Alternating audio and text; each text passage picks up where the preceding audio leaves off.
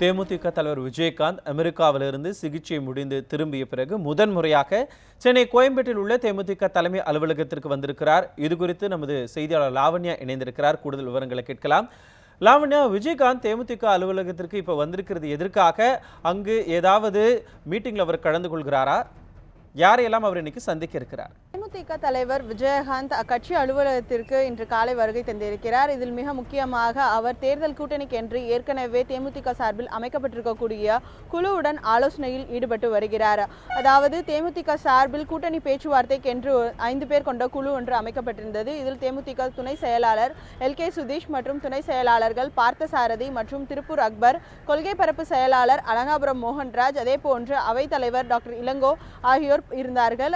இந்த குழுவினர் தொடர்ச்சியாக தேமுதிக யாருடன் கூட்டணியில் சேர வேண்டும் என்பதற்கான பேச்சுவார்த்தையில் அவர்கள் ஈடுபட்டு வந்தார்கள். இந்த நிலையில் இன்று தேமுதிக தலைவர் விஜயகாந்த் மற்றும் தேமுதிக பொருளாளர் பிரேமலதா விஜயகாந்த் ஆகியோருடன் அவர்கள் கட்சி தலைமை அலுவலகத்தில் ஆலோசனையில் ஈடுபட்டு வருகிறார்கள். குறிப்பாக நேற்று தேமுதிக நடத்தி வந்த ரகசிய பேச்சுவார்த்தையானது முடிந்திருக்கிறது. அந்த பேச்சுவார்த்தையை முற்றிலுமாக முடிவுக்கு திமுக கொண்டு வந்திருப்பதாக செய்திகள் வெளியானது. அதனை முதலில் நியூஸ் 7 செய்தி சேனலில் தான் ஒளிபரப்பு செய்தோம். இந்த சூழலில் இன்று தேமுதிக அலுவலகத்தில் இந்த கூட்டணி பேச்சுவார்த்தைக்கான ஆலோசனையானது நடைபெற்று வருகிறது. குறிப்பாக அதாவது தொடர்ச்சியாக அதிமுக, பாஜக, பாமக இந்த கூட்டணியில் தேமுதிக இணையும் என்று செய்திகள் வெளியாகி இருந்த நிலையில் தேமுதிக தலைவர் விஜயகாந்தின் உடல்நிலையை அறிவதற்காக திமுக தலைவர் ஸ்டாலின் நேரடியாக விஜயகாந்தின் இல்லத்திற்கே சென்று சந்தித்தார். அதன் பின்னர் திமுகவுடன் கூட்டணியில் செல்ல வாய்ப்பு இருப்பதாக கூறப்பட்டிருந்தது. இதற்கான பேச்சுவார்த்தைகளும் தொடர்ச்சியாக நடைபெற்று வந்தன.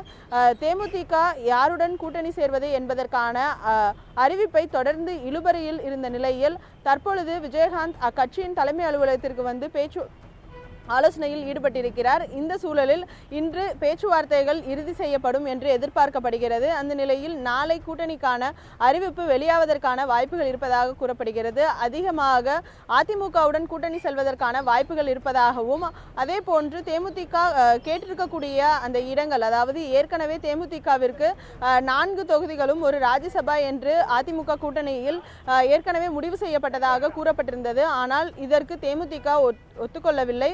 கூடுதல் இடங்கள் தங்களுக்கு ஒதுக்க வேண்டும் என்ற ஒரு கோரிக்கையின் அடிப்படையிலேயே இழுபறி தொடர்ந்து நீடித்தது. எனவே தேமுதிக கேட்டிருந்த இடங்களை தருவதற்கு அதிமுக ஒப்புக்கொண்டதாக தகவல்கள் வெளியாகி இருக்கின்றன. ஆனால் இது தொடர்பான அதிகாரப்பூர்வமான அறிவிப்புகள் இதுவரை வெளியாகவில்லை. நாளை அதற்கான அறிவிப்புகள் வெளியாவதற்கான வாய்ப்புகள் இருப்பதாகவும் கூறப்படுகிறது. மனோஜ், லாவண்யா, தேமுதிக அமைக்கக்கூடிய அந்த கூட்டணி தொடர்பாகத்தான் தற்பொழுது ஆலோசனை கூட்டம் தேமுதிகவினுடைய தலைமை அலுவலகத்தில் நடந்துட்டு இருக்கிற விவரங்கள் எல்லாம் சொல்லியிருக்கிறீங்க. திமுக, அதிமுக இந்த 2 கூட்டணிகளில் எங்கு விஜயகாந்த் போவார் அப்படிங்கிற ஆலோசனை மட்டுமில்லாமல் வேறு ஏதாவது கட்சிகளோடு அவர் கூட்டணி வைப்பதற்காகவோ அல்லது அது தொடர்பாக ஏதாவது பேச்சுவார்த்தை நடத்துவதற்காகவோ இந்த ஆலோசனை கூட்டத்தில் ஆலோசிப்பதற்கான வாய்ப்புகள் இருக்கிறது. அது தொடர்பான ஏதாவது விவரங்கள் இப்போது வரைக்கும் கசிஞ்சிருக்கிறதா? குறிப்பாக தேமுதிகவை பொறுத்தவரையில் கடந்த தேர்தலில் திமுகவுடன் கூட்டணிக்கு செல்ல வேண்டும் என்று பெருவாரியாக எதிர்பார்க்கப்பட்டது.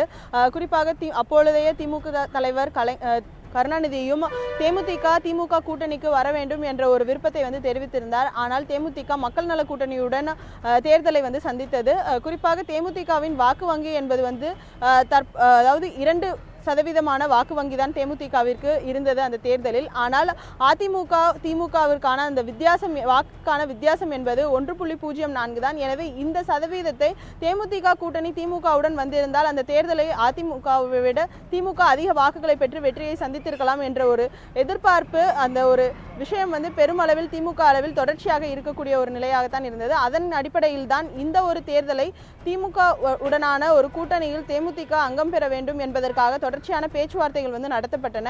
ஆனால் இந்த பேச்சுவார்த்தை எதிலும் அதாவது எந்த ஒரு முடிவும் தெரிவிக்காத நிலையிலேயே திமுக இந்த பேச்சுவார்த்தையை முடித்துள்ளது. அது மட்டும் இல்லாமல் இந்த கூட்டணியில் தேமுதிக இடம்பெறாத வகையில் நாளை அனைத்து கட்சிகளும், அதாவது திமுக கூட்டணியில் இருக்கக்கூடிய மதிமுக, விசிக, அதே போன்று இடதுசாரிகளுடனான அந்த கூட்டணி தொகுதி பங்கீடானது இறுதி செய்யப்பட இருக்கிறது. இவ்வாறான சூழலில் தேமுதிக தற்பொழுது அதிமுக கூட்டணியுடன் செல்வதற்கான வாய்ப்புகள் அதிகமாக இருக்கிறது. அது மட்டும் இல்லாமல் அதற்கான இறுதி முடிவை இன்றுக்குள் எடுப்பதற்கான வாய்ப்புகளும் இருப்பதாக கூறப்படுகிறது. அது மட்டும் இல்லாமல் தேமுதிக கமலஹாசன் நடத்தி வரக்கூடிய மக்கள் நீதி மையத்துடன் கூட்டணி வைக்க வேண்டும் என்ற ஒரு கோரிக்கையும் தொடர்ச்சியாக பேச்சுவார்த்தை